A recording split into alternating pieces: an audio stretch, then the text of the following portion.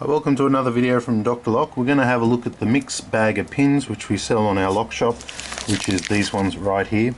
They come complete with the follower tool as well. This is what you get. As you can see, it's a bag loaded to this description. There's no consistency in with these pins, and I'll show you what I mean by that. Here's some of the pins right here. So you can see some you get some little cam screws, you get some springs. If this was in a bag right now, this is what you'd be getting. Some springs in there, pins ranging from all different sizes, some new, some used, some higher quality ones, some spool pins, a bit of everything. It's basically just a huge mix. The way that we get these is that we have pinning kits like these ones right here. From time to time they get dropped or messed up, or we get to the end and they're all mixed and things like that. To make it easier, we try, for a locksmith, we try and keep our pins in order. It makes it a little bit quicker for us. But if we had to, we could quite easily decipher and go through these particular pins just by going by eye, and I'll show you how to do that in a moment, and we could reuse them. But being a lazy locksmith, we just get our pins color coded, and if they get confused or mixed up, we chuck them all in a big pile. They end up in a massive big pile like this. At which stage we bag up and we sell off, allowing people who want to build their own locks, hobbyists, people who are interested in locks, want to recode their own locks. A simple bag like this could do a number of locks, and it doesn't cost anything and allows people to play around with their locks. That's what they've requested, and that's why we sell them as they are. So these are the bags right here with the tool, available at drlock.com.au. Now I'll show you how they're used.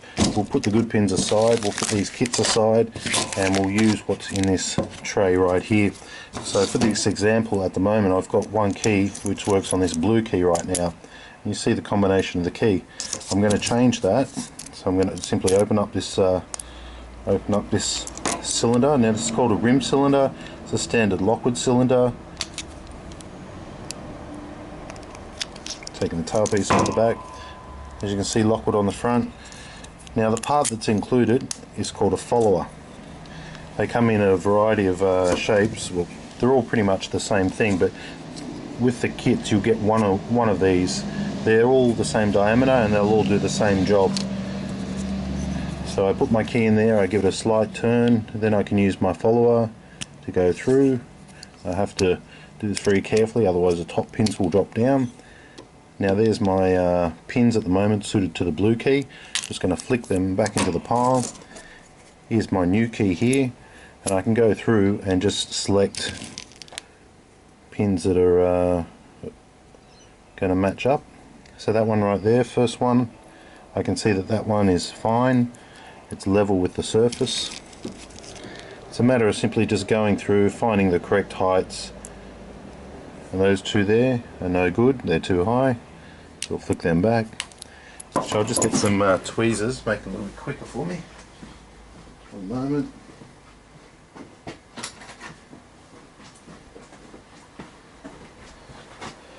So you simply go through until you've matched up all the correct height of the key. It doesn't take too long, there's only 5 there. That one's too long, so I'll go for a slightly smaller one. Now I've got 2. You can also give them a small file on the top as well if you wish. They are only brass pins. By going through one by one, you can actually get the same shape of the key.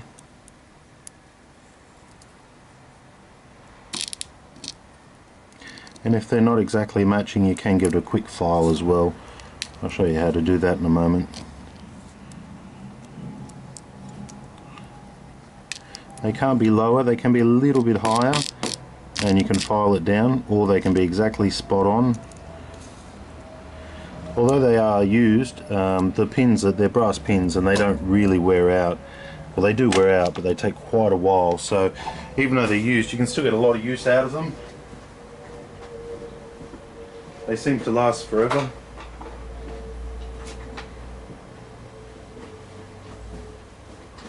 Okay, so now I have put my pins in there, as you can see right there.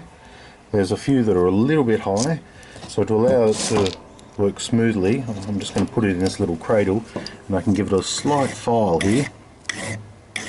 just to bring the top of the pins down to the shear line.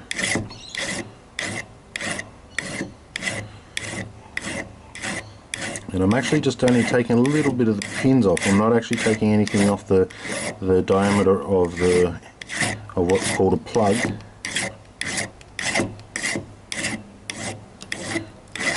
Nice little finish all the way through. Okay, so once it's all nicely filed down like that, you can simply put it back into its housing.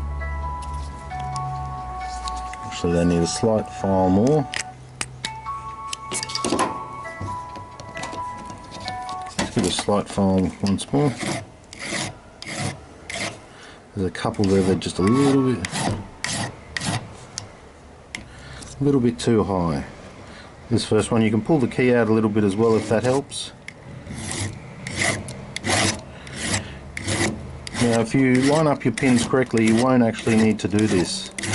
You can line up all your pins so that they're actually matching the key, and you don't actually need to file it at all. It's just if you're wanting to adjust them, you can do it this way. Then you push the key all the way in. Okay, it's a little bit tight, my pins are a little bit high. And there's our key, and there's our lock, and it is turning. Now I can feel it's a little bit tight on the key, which means that some of those pins were just a fraction too high. But this is just purely an example just to show you how these pins can be recycled. Then I put the back of the lock back on just like this. This is a very common cylinder, especially in Australia. I give it a squeeze and it's right to go back on the door. Turning and back. Key goes in and out. Now the original key here I try, it's not turning anymore because it's not suited to the lock. So these are the pins right here. You call it the mixed bag of pins.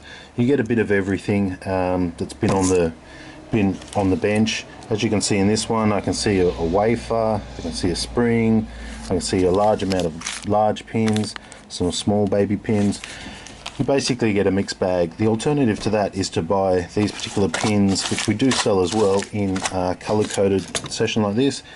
Each 200 will cost you about 20 bucks. So it's a lot more expensive.